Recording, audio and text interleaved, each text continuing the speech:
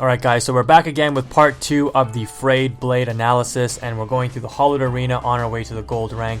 And this time in this video, what we're going to be analyzing is more so the specific matchups and where you can find advantages depending on the kind of weapon or opponent that you're facing. In this first clip, you can really see that this guy is being the aggressor towards us, and you can see right here I slowed down the clip. When we do that shockwave attack, the L2 into R1, I think I called it L1 in the first clip, I apologize, but it is on PlayStation, L2 into R1. You can actually hit the opponent twice with that shockwave if they're not too close, if they're at like a medium distance. And there you can see again some of the advantages when you're in kind of a tight corridor. You do have the ability to track an opponent as they're rolling back or towards you with that shockwave, so it's very, very good in that regard. And that is one of the go-to tools, not only like I said in the first video, for just utilizing punishes and adding another level of mix-up to your game, but also for playing defensive. And you can see in that previous clip that it really helped us. I think we hit that guy maybe 3 times with that weapon art, and it was because of that weapon art that we were able to kind of outplay the glaive. I think that was the Black Knight glaive that he was using. And that typically is one of the harder matchups for the katana. The glaive and the greatsword are two of the more difficult matchups. Not impossible to win, I wouldn't really call them bad matchups, but they're definitely ones where you can struggle if you don't know how to approach it properly. Main reason because the running R1 attack, or the attack that you would normally use to space out your opponents in those specific matchups, is not so effective, because if your opponent is somewhat skilled and can somewhat read what you're doing, what they're going to do is they're going to wait for you to initiate your running R1, and then they're just going to whip out their regular R1, and they're going to out-trade you. They're going to hit you for 2 hits because their weapon usually will have a little bit of hyper armor to hyper armor through your running R1, and you're just going to hit them for 1 small poke with the katana, where they're going to do some massive 2-hit combo with a medium weapon towards you. So that really helps. That weapon art really helps in adding another level of also defensive playstyle and defensive options to your gameplay. So this is why this katana is so good. Here you can see a matchup against a greatsword. This guy, he was being a little overly aggressive on us, and again you can see us using those weapon arts in a more defensive manner. Very, very effective. Now this clip, we're going up against a ultra greatsword. This is the I think the ringed ultra greatswords. They are the DLC weapon. People thought that these were really OP, but they're really not. Again, the key to beating these weapons is just spacing. You can see this guy is not in the range to attack us. Every time he tries to come in for an attack, we have the proper spacing so that we can easily roll away, easily out maneuver the weapon's hitbox, and then we can easily go in for our attack after that. You can see there, I'll take that trade, no problem. We'll hit him for 2 hits with the weapon art, and he's going to hit us for 1 small hit with his swords. So we have him basically dead at this point, so I know that anything that I do is going to come up with a win, whether or not it's a trade. So I see him coming with the L1, and I'm like, no problem, I'll take the trade, do the weapon art, finish him off. Super easy. Now this clip is not really the most entertaining clip, but I included it because some people in the comments on the previous one, the previous video that is, asked about hyper armor and how does the katana work. Does the poke, the running R1 poke, still knock people out of their hyper armor with a lot of poise? And as you can see, this guy is using like a Havel set, using very poise heavy armor, as well as a greatsword, the Gale's greatsword. So this is probably one of, or considered one of the better setups right now in the game, simply because Gale's greatsword, very, very effective with its weapon art, deals a lot of damage if you can nail it, and also with poise you're going to attack through most attacks, and it's going to be very effective.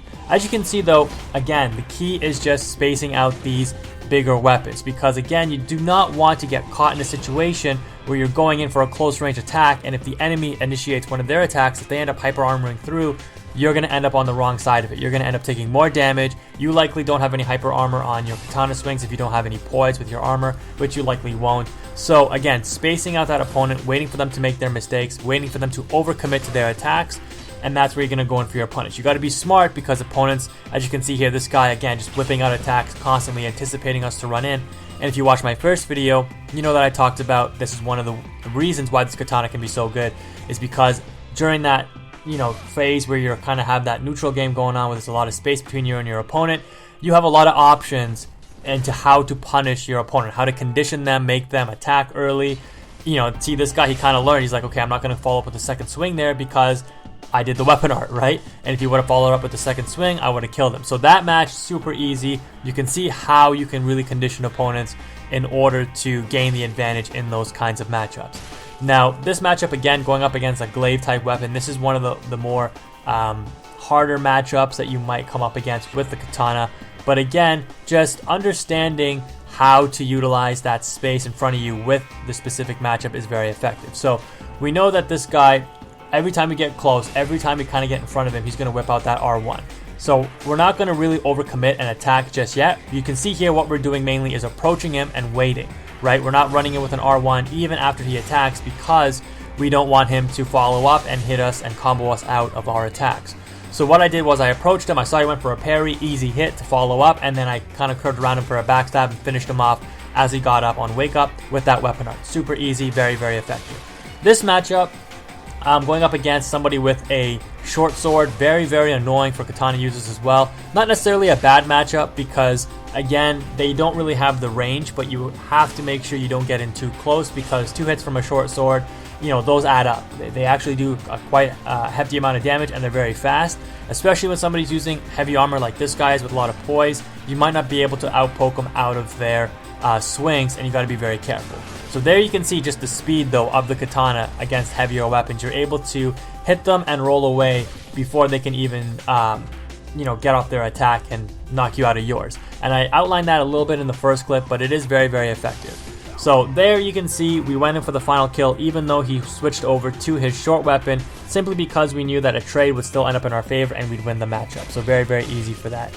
When people are trying to get in close with you with a short weapon, as you can see with this clip here, very, very easy when they try to come in on you, because you can utilize those weapon arts once again in a defensive manner and really out damage your opponent. And this is where the Chaos Blade and other weapons kind of struggled somewhat, is because on trades you may not have done necessarily the more damage, but with the Frayed Blade opposed to other katanas, with that weapon art, you are almost guaranteed when you're facing up against a shorter weapon, like a faster weapon, short sword, mace, axe, something like that, you're almost guaranteed that that weapon art is going to deal more damage than that smaller weapon.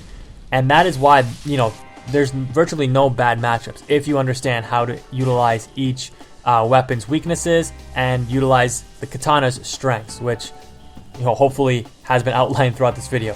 This was a kind of a funny clip there. This guy, I don't know what he was trying to do with that arrow, but you can just, for most spells and most miracles and hexes and stuff, if you guys don't know, you just run to the side and, you know, they'll likely always miss you, and you can always go in for a punish afterwards, and that's exactly what I did there.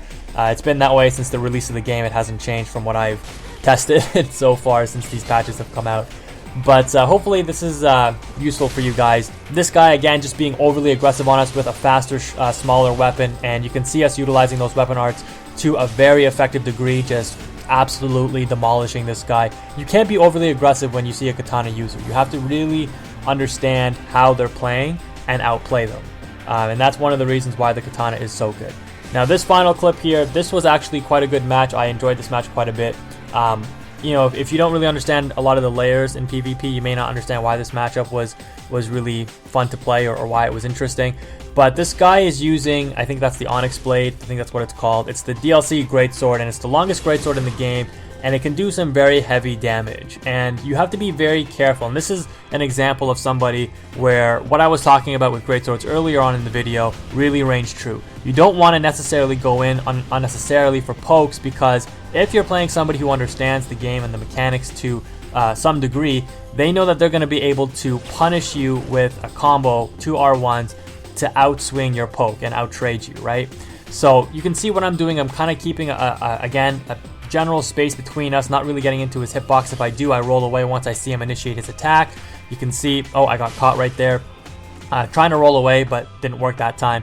But I'm really utilizing the weapon arts at the medium ranges, because I don't necessarily want to go in, because even though it looks like I have the lead right now, all it takes is one combo from him and I could die potentially. So you have to be very, very careful of the way that you approach things, right? So there he was running in on me. I know, again, because he can only do one running R1. He's not going to be able to combo me with 2 R1s. I can utilize my swing and do a trade, and I won't necessarily come out on the bottom, especially since I have the life lead. I'm playing the matchup to my advantage. Hopefully that makes sense. But again, in the neutral, we found that medium range. I went in for a quick poke and won the match. But that is part 2, guys. I guess there will be a part 3, because I got more clips to upload, but hopefully you enjoyed it. If you did, please subscribe, leave a comment, drop a like on the video. I do appreciate it. Thank you again, guys. Quantum is out.